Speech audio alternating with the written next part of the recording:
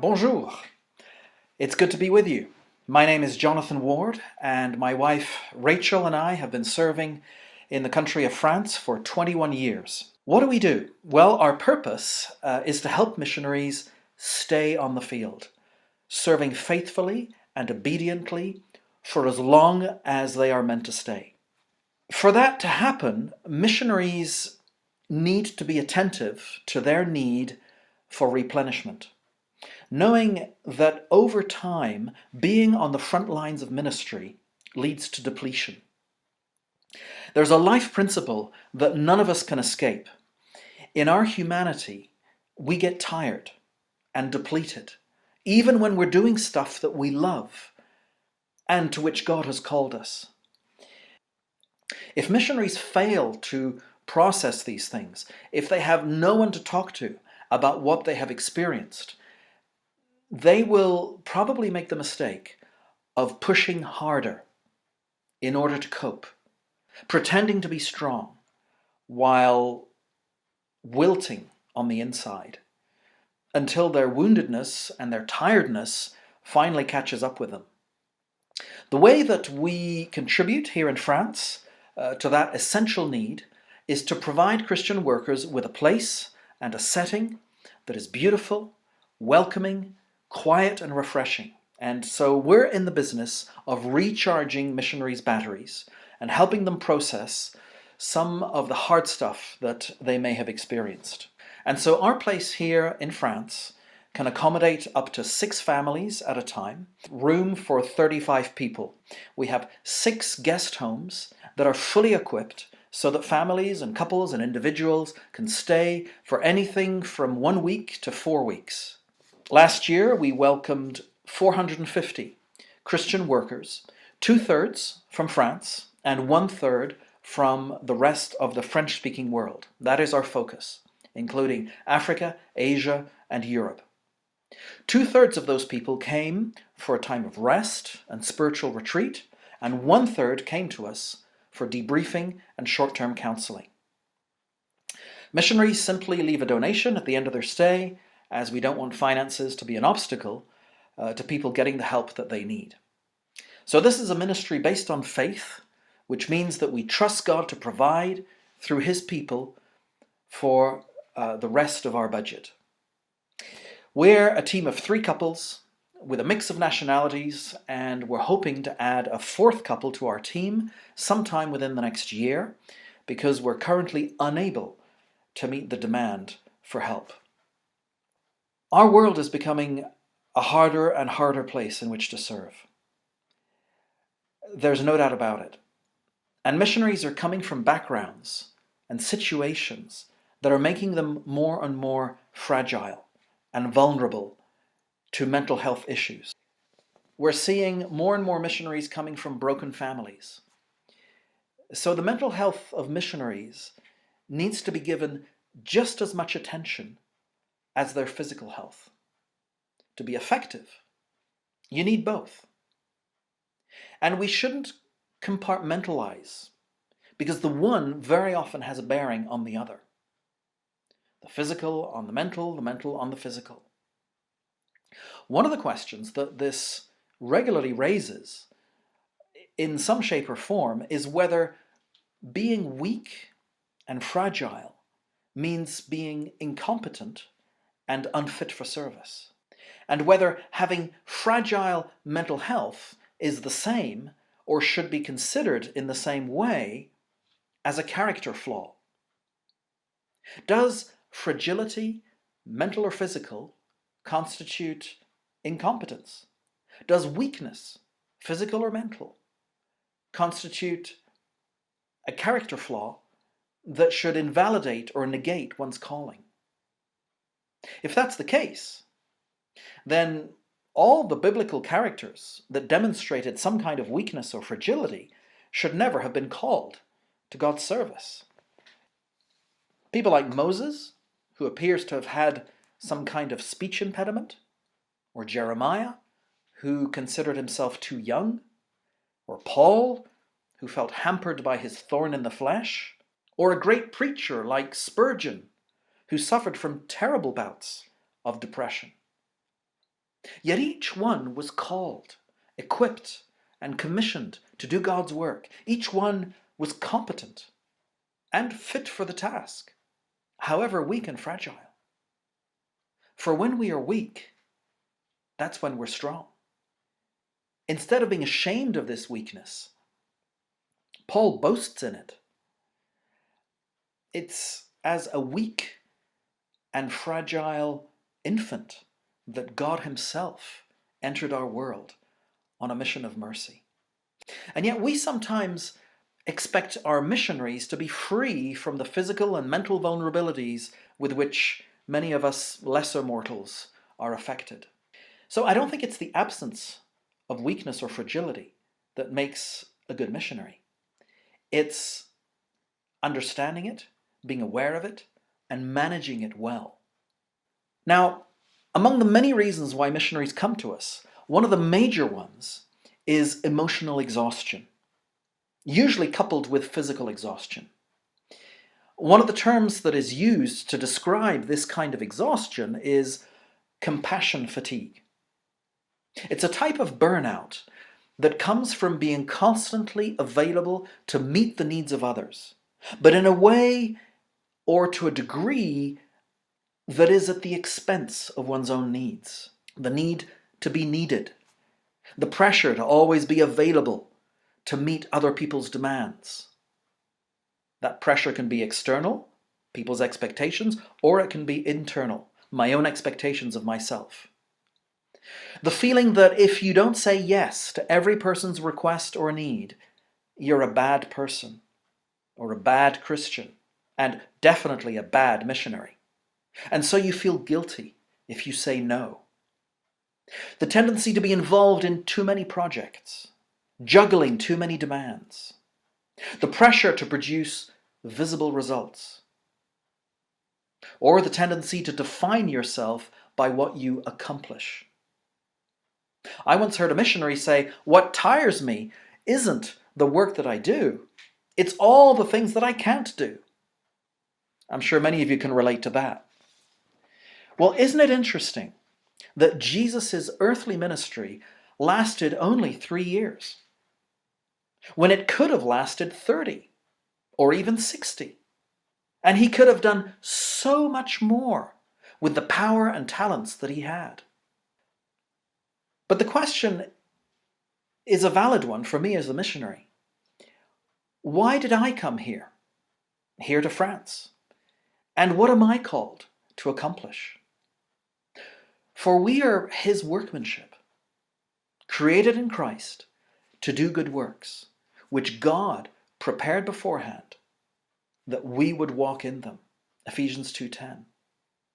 So the key lies in carefully discerning what are those good works that God has prepared for me, for you, for every one of us, in the place and context to which he has called us. The disciples that Jesus has sent out and has called to go and do what he called them to do, when they come back, what does Jesus do? Tell them to immediately go back out there because there's lots more stuff to be done? No, he invites them to take some time away and to get some rest.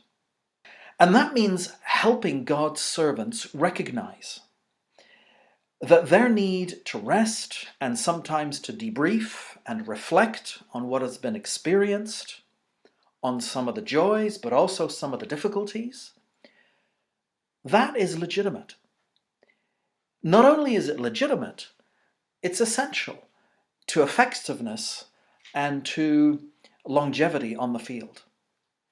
Our mission, each one of us personally, is not to do everything. You can't. It's impossible. But to do what he has prepared for us, and to do it in a way that is attentive to who we are as fragile human beings, with our limitations, our levels of depletion, and our need to replenish. So if missionaries are to serve effectively and with longevity, they need to engage in adequate and appropriate self-care. What does that look like?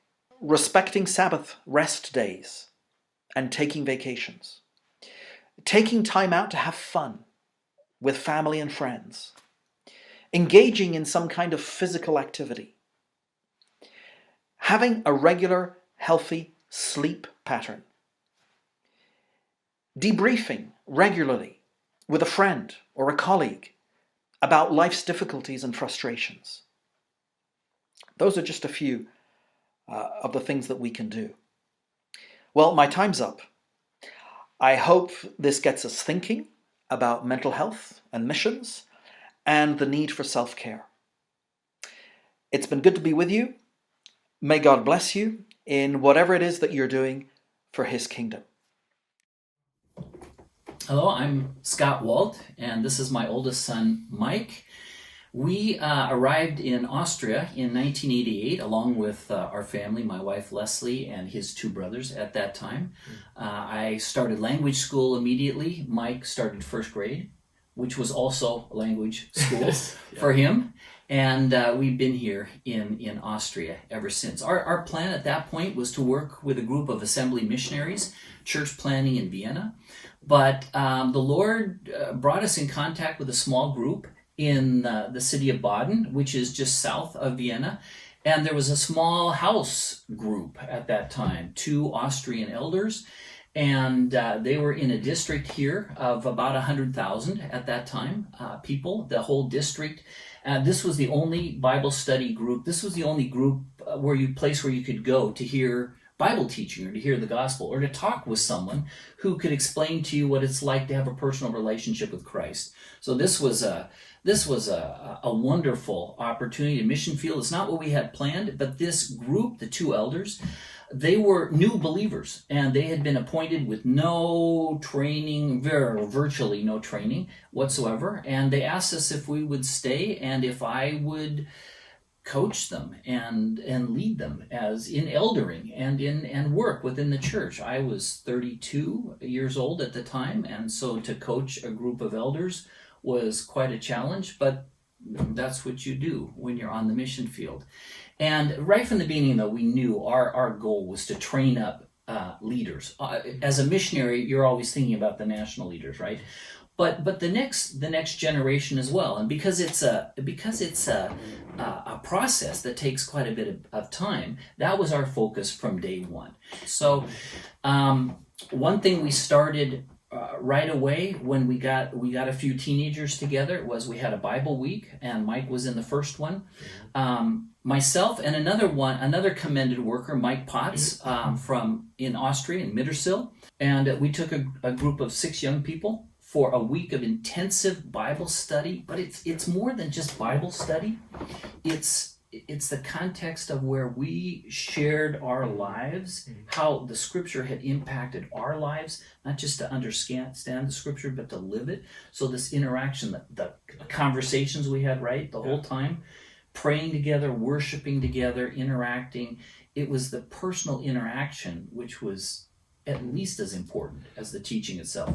Yeah, it was really training and equipping. So we were given, things to do, time to spend with the Lord, time interacting over the material. So it was more than just teaching. It was really equipping us in the areas we were covering, prayer and other things. Yeah. And that was the goal. And of course, this is informed.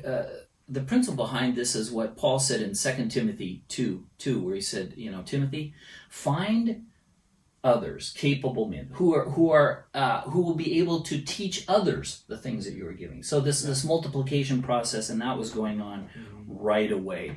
Out of this group of 6, 5 are in serious leadership roles, ministry roles of this original group of six teenagers. Well, this went on a week, and it was a small group, and others heard about this. And they said, we want this as well. This became something that drew in other young people. And you have to understand, too, the history of this area was there was a group of primarily old women who were praying that God would raise up in this area, in this district, young people who were completely committed to Christ and who would live a holy life of commitment. And the Lord began to bring these people in. And so we realized, a Bible week, there's not many people you can only do it in the summer, and so the young people came up with the idea of a Bible weekend, which then we started absolutely intensive weekends of teaching and training, and all these personal conversations would happen during these weekends. And then the focus then, or the high point, would be a breaking of bread time Saturday night. After 6 hours of teaching, we would spend time then, the whole Saturday evening was devoted to breaking bread together. And as a prerequisite, we would take time, and the first part would be sharing how did the Lord impact you from the teaching that you just heard? And it was primarily repentance, right? And there was reconciliation, there was confession of sin and praying for one another. This was all the prelude for then to break bread together and to worship. But these Saturday night breaking of bread times never went less than 3 hours. I never led them. Often they went 4, sometimes they went 5 hours. I would always fall asleep. I was exhausted.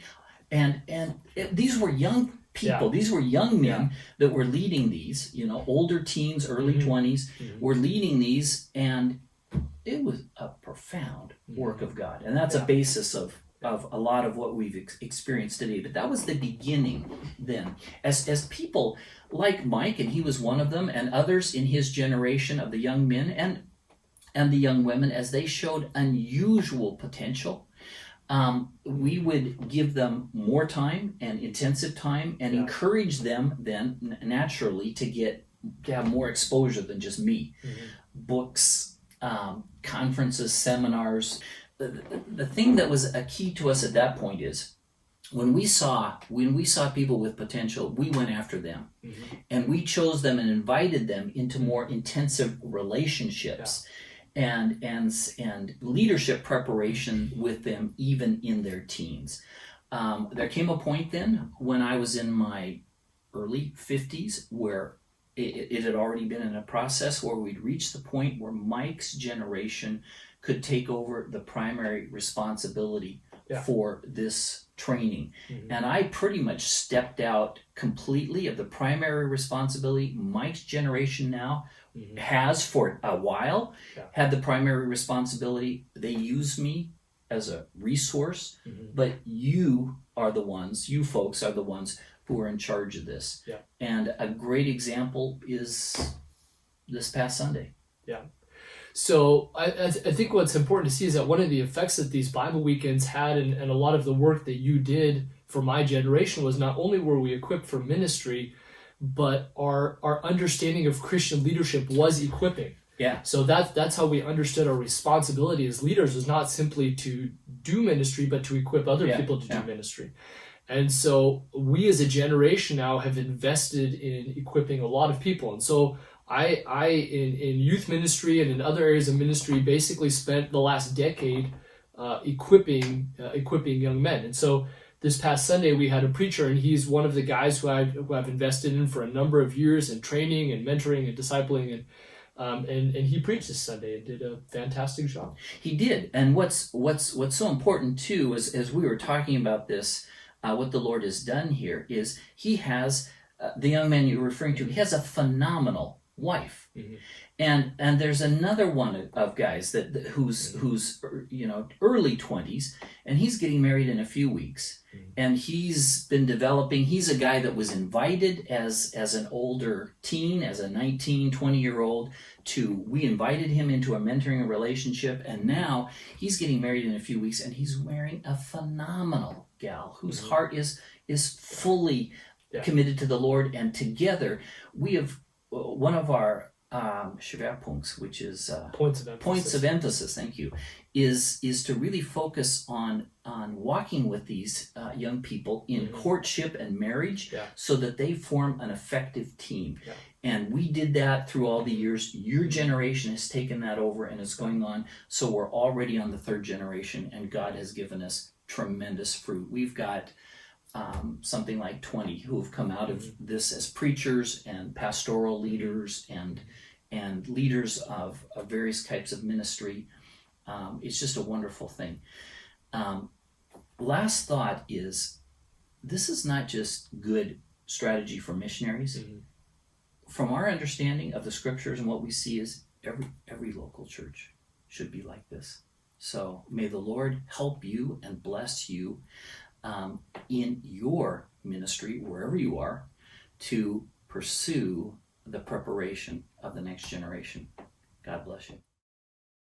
Hi, I'm Josh Miekley. My wife and our 3 children and I serve in Albania, and I'm here to talk about racial reconciliation for a few minutes and to share with you a little bit from some experiences we've had and how we've seen the Lord work in some really special ways. Okay, so when Craig asked me to do this for CMML, I was very interested. This is a complex topic, and I remembered about 10 years ago when I was speaking on this, I set up case studies and had all these things planned. It didn't go how I expected, and then I remember a friend of mine, Alvin, who's an African-American pastor, saying to me, Josh, you gotta start out where there's common ground. So that's what we're doing today. I'd like to read a few verses from Matthew 22. Matthew 22, verses 37 to 39. Jesus replied, love the Lord your God with all your heart, with all your soul, and with all your mind. This is the first and greatest commandment. And the second is like it, love your neighbor as yourself. So as you think about racial reconciliation, what does it look like for us to love our neighbor as ourselves, as Jesus commanded? Part of what I think it means is to listen well. I remember being gathered together with a group of people in a missions context with people from many different ethnicities, and sitting down and listening to some of the deep pain that people who who were from a different ethnic background than myself and the other person who was hosting the meeting, and hearing a lot of pain and struggle and anger, and we just listened. And people came at the end of the meeting weeks later, years later, and said that, hey, that meant a lot. That was very healing for us with what has happened. So we want to listen well. We also, to love others, want to be ready to acknowledge where we've gone wrong. I remember a friend of mine actually put some incredible effort and work into bringing people together. There were maybe 10 different assemblies represented, bringing people together. And an Italian man who was in his 70s came from Italy back to Albania, and I was at the meeting where he stood up and said, we were wrong, and we ask for your forgiveness. And he spoke not for very long, and then repeated it again. We have often done wrong, and we ask for your forgiveness. So we want to be thoughtful. We want to be reflective about those areas. And when invited, when space is created, to be ready to acknowledge, here's how I have hurt you, and just leave it at that. And then finally, in the context of a world, Albania, where there are people of many different ethnicities, backgrounds, which brings so much complexity into this, we want to affirm the goodness of God in other people. I remember a student of mine telling about being in a series of prayer meetings during the war in Kosovo with people from Bosnia, with people from Serbia, with people from Albania and Kosovo, worshiping the Lord together and affirming the goodness of God in each other in spite of very deeply held beliefs that would drive them apart.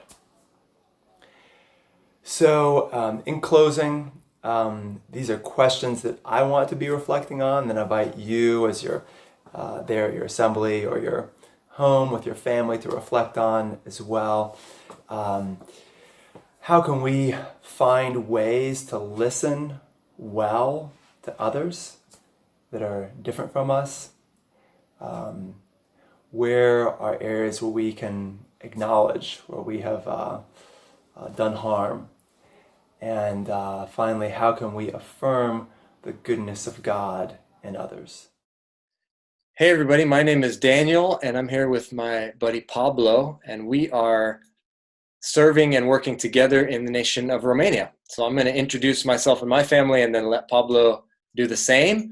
There's a lot of areas of ministry that we do differently, but the purpose of today's video introduction, since we're kind of a unique on the ground working as a team here in Romania, we want to share about the things that we're doing together to serve and share the gospel here in Romania. So first of all, as I said, I'm Daniel. My wife's name is Georgiana, and we have two sons, Elijah and Isaiah, who were both born here. And we've been living in Romania for 7 years. So Pablo, why don't you tell us about yourself?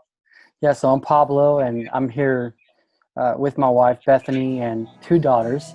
We've been here for 4 years, and it's definitely been an amazing opportunity. Awesome. So the first area of ministry that we work in together is through music. Music ministry is something that Georgiana and I have been doing with Pablo and Bethany for more than 15 years. So we actually started in America right after college, and we were traveling all over using music in churches and doing concerts and evangelical events and things like that. Having an opportunity to sing all over the U.S., probably in some of your churches, maybe some of you remember us. But in 2013, we decided to move over here. And Georgie and I originally came just to try Romania for a year, is what we said, which we laugh at now because it's been more than 7 now.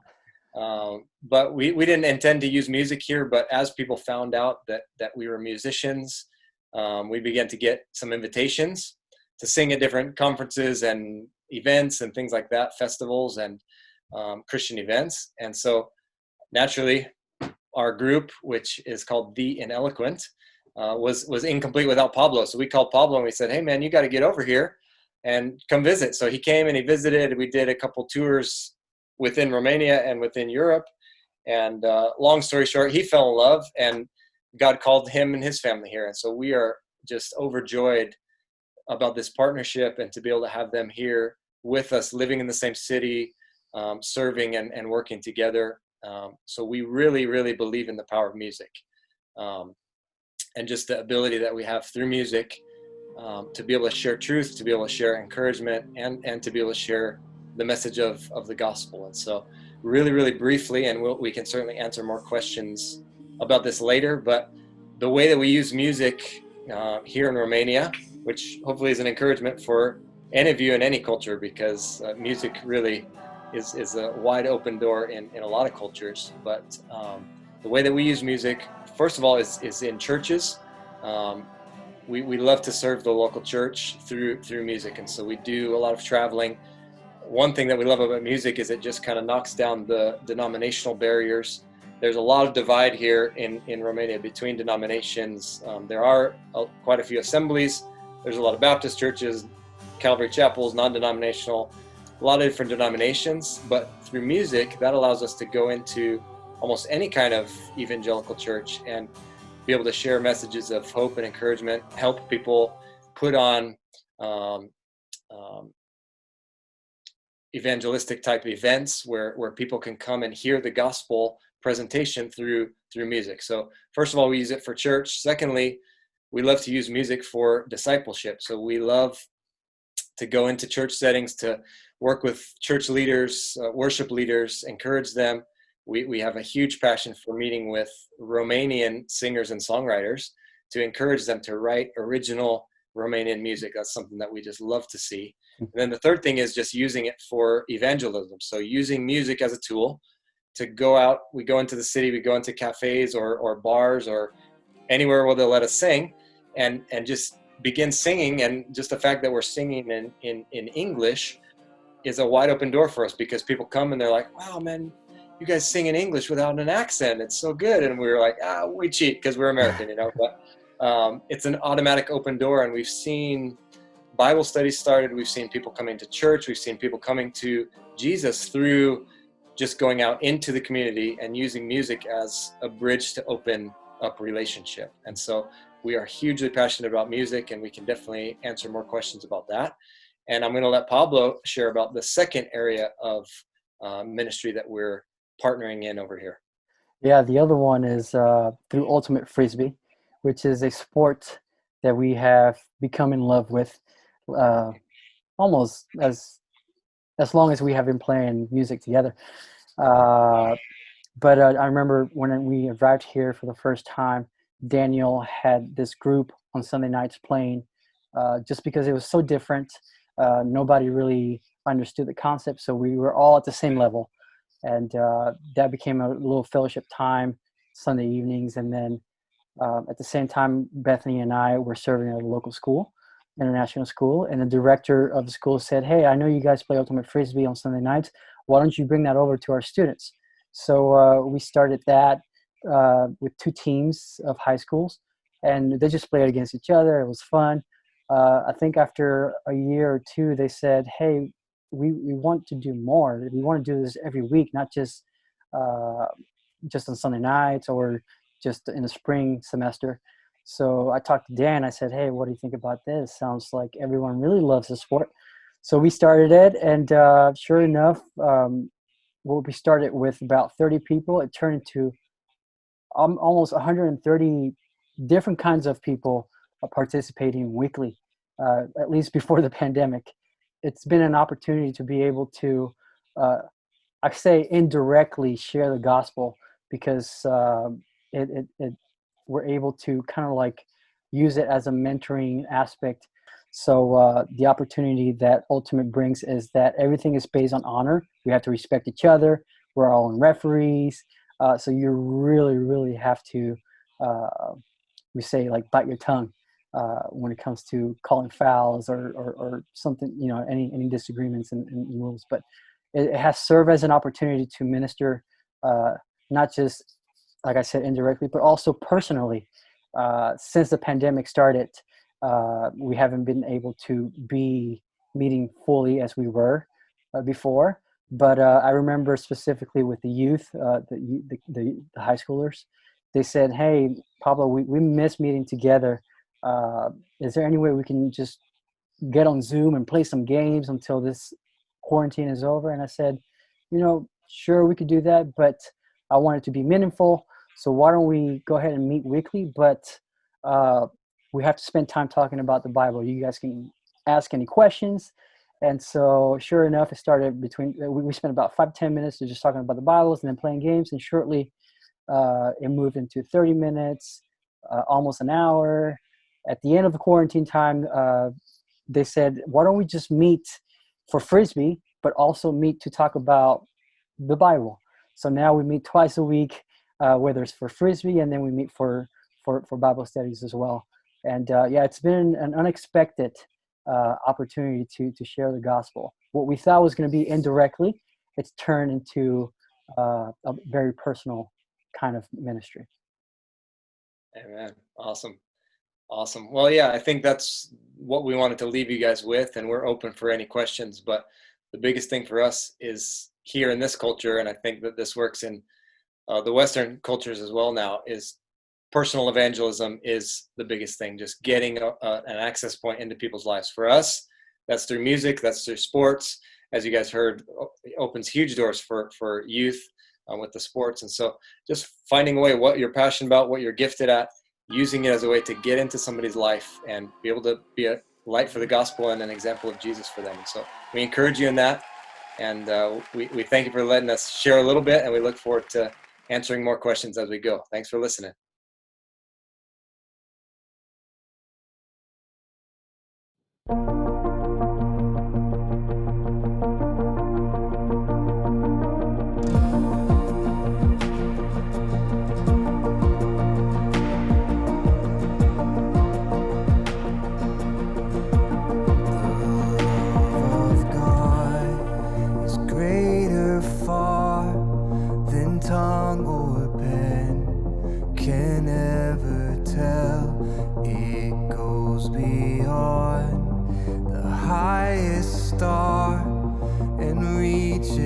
to the lowest hell.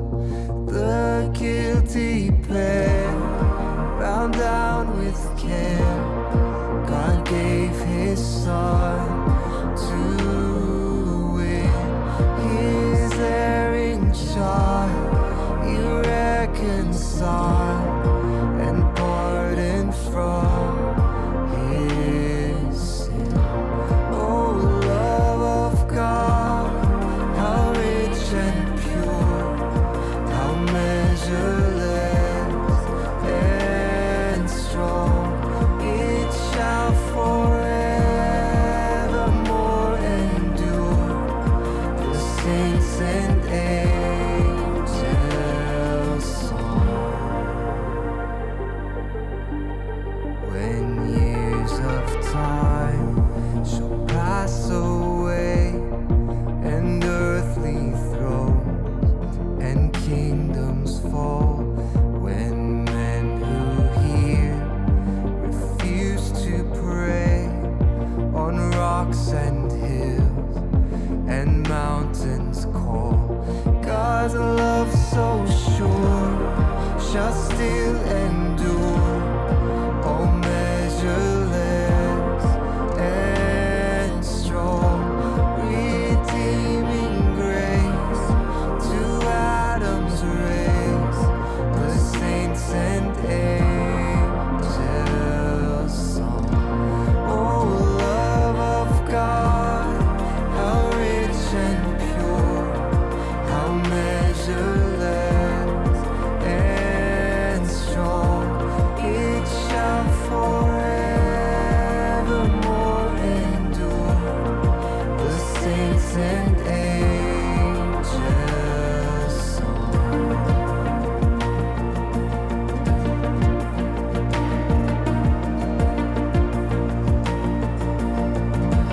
Could we within the ocean fill, and were the skies of parchment made, were every stalk on earth a quill, and every man a scribe by trade, to write the